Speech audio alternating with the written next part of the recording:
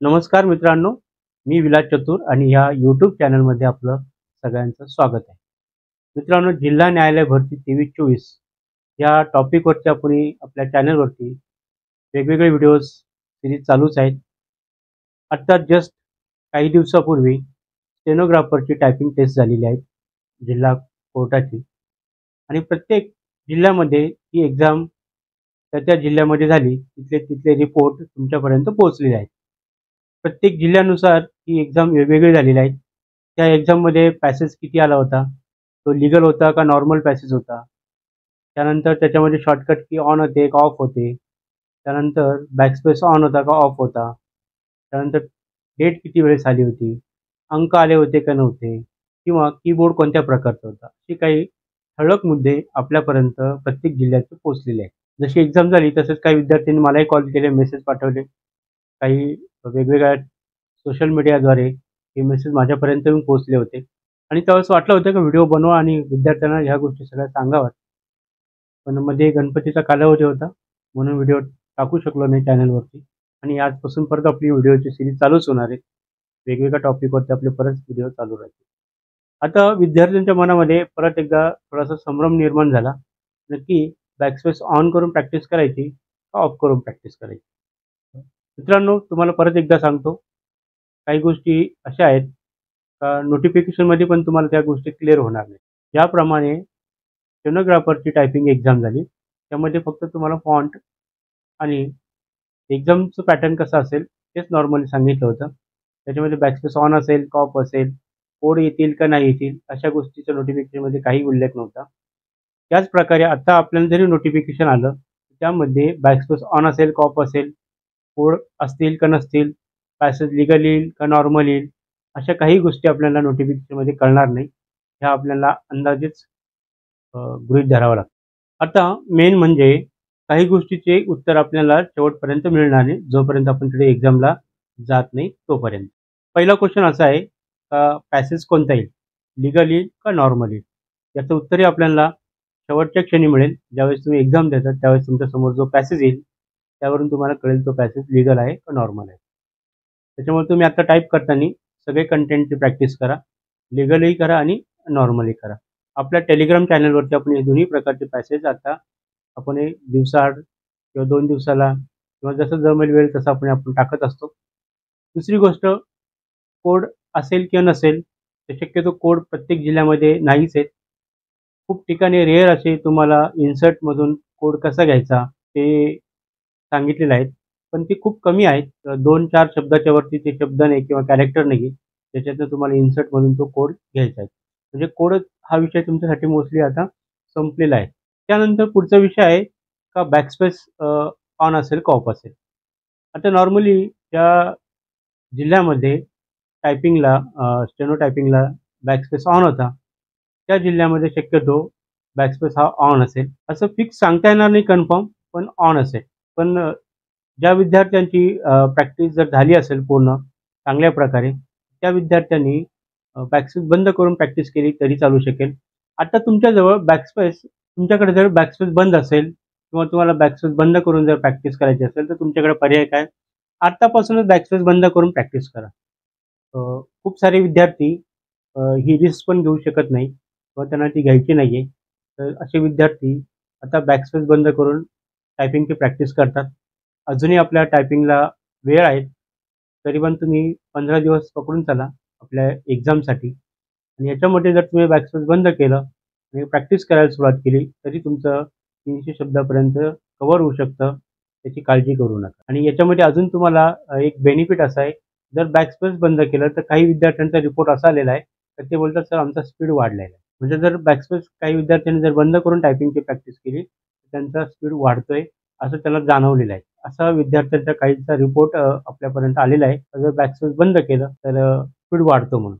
पण काही विद्यार्थ्यांना असं नाही का बॅकस्पेस बंद केल्यानंतर स्पीड वाढतो. त्यांचा बॅकस्पेस बंद केला तर त्यांचे शब्द अजून जास्त चुकतात आणि त्यांचा उत्साह जो असतो किंवा जे हुरूप असतो तो कमी होतो आणि मग त्यांना असं वाटतं नको बॅकस्पेस बंदच नको करायला, तो चालू ठेवूनच आपण प्रॅक्टिस करावी. पण ज्या विद्यार्थ्यांना असं वाटतं प्रॅक्टिस बॅकस्पेस ऑन करून प्रॅक्टिस करावी, तर काही प्रॉब्लेम नाही. बॅकस्पेस ऑन करून प्रॅक्टिस करा. पण फक्त पुढे जर बॅकस्पेस बंद असेल तुमच्या जिल्ह्यामध्ये किंवा तो बंद जर केला गेला, तर थोडासा इश्यू येऊ शकतो. पण त्यासाठी दुसरा पर्याय पण असा आहे, का वेळेच्या अगोदर पॅसेज पूर्ण टाइप झाला, तर तुम्ही त्याच्यात चुका दुरुस्त करू शकता. मी स्टेनोग्राफरची जी एक्झाम झाली, त्या विद्यार्थ्यांशी मी काहीशी बोललेलो आहे. तर ते त्या विद्यार्थ्यांना असं सांगितलं का सर, आम्ही सिलेक्ट करून पण शब्द दुरुस्त केलेले आहे. काही विद्यार्थ्यांनी ह्याच्यावरती प्रश्न विचारले होते, का जर आम्ही ॲरो कीनी शब्द सिलेक्ट केला, तर नवीन शब्द तिथं टाइप करू शकतो का?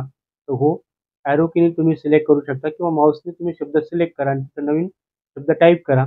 म्हणजेच काय, तर तुम्ही शेवट जर तुमच्याकडे वेळ उरला आणि तुमच्याकडे जरी ते अ, पत्रक नसलं, तरी पण शब्द जे चुकलेला असेल आणि जर वेळ असेल तुमच्याकडे, तर तुम्ही शब्द दुरुस्त करू शकता त्याच्यामध्ये. तो एक बेनिफिट आहे. जरी बॅकस्पेस बंद असलं, तरी माऊसचं सिलेक्शन चालू असतं आणि माऊसने सिलेक्ट करून तुम्ही त्या ठिकाणी दुसरा शब्द टाइप करू शकता.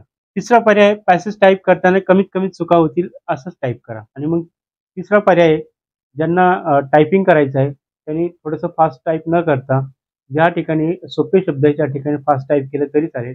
पण ज्या ठिकाणी अवघड शब्द आहेत त्या ठिकाणी थोडं स्लोली टाइप करा. म्हणजे कमीत कमी चुका करण्याचा प्रयत्न करा. ज्या विद्यार्थ्यांना बॅकस्पेस बंद करून प्रॅक्टिस करायची नाही, अशा विद्यार्थ्यांसाठी. आणि ज्या विद्यार्थ्यांना रिस्क घ्यायची नाहीये, ज्या विद्यार्थ्यांना असं वाटतं की अजूनही आपल्याकडे वेळ आहे, तर बॅकस्पेस बंद करून ते टायपिंगची प्रॅक्टिस करत आहात. काही विद्यार्थ्यांनी याच्यावरती काम पण चालू केलेलं आहे. खूप सारे विद्यार्थ्यांचे मला कॉल आलेले आहे, मेसेज आलेले आहे. तर मला काही विद्यार्थ्यांनी ते सांगितले की सर, आम्ही बॅकस्पेस बंद करून टायपिंगची प्रॅक्टिस चालू केलेली आहे आणि त्याच्यामध्ये त्यांना चांगल्या प्रकारचा रिझल्ट आलेला आहे. तर ज्यांच्याकडून त्यांची स्पीड पण वाढलेली आहे. पण हे प्रत्येकाला होईलच असं नाही. त्यामुळे आपल्या आपल्या याच्यानुसार तुम्ही निर्णय घ्या. त्याच्यामुळे बॅकस्पेस बंद आहे का चालू आहे, हा निर्णय तुम्हाला शेवटपर्यंत कळणार नाही, जोपर्यंत तुम्ही परीक्षेला जात नाही तोपर्यंत. पण एक अंदाज जर बांधला, तर तुमच्या जिल्ह्यामध्ये स्टेनोग्राफरला बॅकस्पेस जर ऑन असेल, तर त्या ठिकाणी तो ऑन असेल आणि ज्या ठिकाणी तो जर समजा ऑफ असेल, तर त्या ठिकाणी तो ऑफच असू शकेल, असा एक अंदाज आहे. पण हा अंदाज आहे, हा अंदाज कधी-कधी खोटा ठरू शकतो. त्याच्यामुळे आपल्या रिस्कवरती आपण ह्याची प्रॅक्टिस करावी. पण तुम्हाला पर्याय दिलेले आहेत. तुम्ही जर वेळेच्या अगोदर पॅसेज टाइप केला, समजा बॅकस्पेस बंद आहे, तर कधी-कधी काय होतं, फास्ट टाइप होतं आणि मग वेळेच्या अगोदर तुमचा पॅसेज पूर्ण होतो. तर तुम्ही चुका दुरुस्त करू शकता. पॅसेज टाइप करताना कमीत कमी चुका कराव्यात.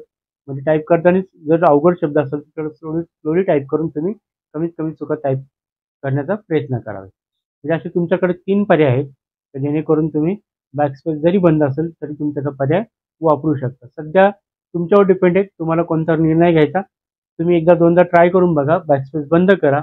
मी बॅकस्पेस बंद करण्यासाठी सॉफ्टवेअर टाकलेला आहे आपल्या टेलिग्राम चॅनलवरती व्हिडिओ पण टाकलेला आहे. त्याच्या अगोदरचा जो व्हिडिओ त्याचा तोच आहे.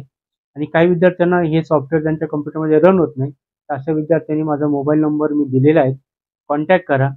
टीम व्ह्यूवर आहे, अल्ट्रा व्ह्यूवर आहे, एनीडिस्क आहे, वेगवेगळे सॉफ्टवेअर आहे रिमोटचे, जेणेकरून मी तुमचा हा प्रॉब्लेम सॉल्व्ह करू शकतो. तर काही विद्यार्थी काय करतात, यूट्यूबच्या चॅनलच्या कमेंट बॉक्समध्ये कमेंट करतात आणि तिथं लिहितात, आमचं हे सॉफ्टवेअर चालत नाही किंवा आमचा हा प्रॉब्लेम होत नाही. मित्रांनो, माझा नंबर मी डायरेक्टली तुम्हाला दिलेला आहे. मी तुमच्या मदतीसाठी बसलेलो असतानाही तुम्ही त्या ठिकाणी कमेंट करू नका. तुमचं 2 मिनिटामध्ये मी प्रॉब्लेम सॉल्व्ह करून देईल. अजून काही विद्यार्थ्यांचं असं पण आहे, कसं तिथं कीबोर्ड कोणता येईल, कीबोर्ड कसा असेल. मोस्टली कोर्टामध्ये जे कॉम्प्युटर्स दिले जातात, ते ते ब्रँडेड कॉम्प्युटर्स दिले जातात. डेलचे, एचपीचे किंवा लिनोवाचे कॉम्प्युटर असतात. तर मोस्टली खूप ठिकाणी तुम्हाला डेल आणि एचपीचे कीबोर्ड्स तिथे दिलेले आहेत. या कीबोर्डला फ्लॅट बोर्ड कीबोर्ड बोलतात, ज्याचे बटणं सपाट आहेत, लॅपटॉपच्या कीबोर्डसारखे. एकदा पाहिजे तर तुम्ही याच्यावरती प्रॅक्टिस करून बघा. पण जर शक्य नसेल, तर काही गरज नाही, तुम्ही नॉर्मल कीबोर्डवरती प्रॅक्टिस करा. एवढा असा काही फरक पडणार नाही तुम्हाला कीबोर्डच्या प्रॅक्टिसनी. पण जर शक्य असेल, तर तुम्ही असा कीबोर्डवरती जर कुठं असेल, तर त्याच्यावरती प्रॅक्टिस करा आणि बघा किती फरक पडतो. तसं तुम्ही प्रयोग केला, एवढा तर काही फरक पडलेला मला काही दिसला नाही.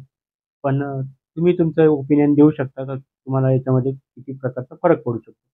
पण अजून एक गोष्ट आहे, की हेच कीबोर्ड येतील याची पण काही शाश्वती नाही आहे. जर ती कोर्टाने एक्झाम कोर्टामध्ये जर घेतली, तर त्या ठिकाणी ते कॉम्प्युटर जे आहेत, ते मग डेल आणि एचपीचे आहेत. तर त्यावेळेस तुम्हाला नक्कीच हे कीबोर्ड येतील. पण एखाद्या कॉलेजमध्ये, स्कूलमध्ये जर एक्झाम घेतली गेली, तर तिथे वेगळ्या प्रकारचे कीबोर्ड येऊ शकते. त्याच्यामुळं वेगवेगळ्या शक्यता आहेत. पण तुम्ही नॉर्मल आपलं जे आहे ते टायपिंग चालू ठेवा. ओव्हरऑल जर बघायला गेलं तर आता तुमचे खूप प्रश्न जे आहेत ना ते क्लिअर झालेले आहेत. का बॅकस्पेस ऑन असेल का ऑफ असेल किंवा कोड येणार आहे का नाही येणार आहे. तर मोस्टली कोडचा प्रॉब्लेम तर सॉल्व्ह झालेलाच आहे. बॅकस्पेसचा आपल्याकडे पर्याय आपल्याला उपलब्ध करावा लागणार आहे बॅकस्पेसवरती. जर आपल्याला बॅकस्पेस ऑन ठेवून प्रॅक्टिस करायची असेल तर मग आपल्याला वेळेच्या अगोदर पॅसेज पूर्ण करून झालेल्या चुका दुरुस्त करू शकतो. टाइप करताना कमीत कमी चुका करणं ही आपल्याकडे एक पर्याय असू शकतो. सगळ्याच ठिकाणी बॅकस्पेस बंद असेल असं नाही. काही ठिकाणी तो चालू असेल. पण रिस्क नको म्हणून आपण दोन्ही पर्याय आपल्यासाठी खुले ठेवू शकतो. मित्रांनो, वेगवेगळे टॉपिक्स आपण आपल्या चॅनलवरती टाकणारच आहेत. तुम्हाला अजून कोणत्या टॉपिक्सवरती व्हिडिओ बनवायचा आहे ते तुम्ही नक्की कमेंट बॉक्समध्ये सांगा. आपण त्या टॉपिकवरती नक्की व्हिडिओ बनवूया आणि परत एका नवीन व्हिडिओमध्ये भेटूया. तोपर्यंत जय हिंद, वंदे मातरम.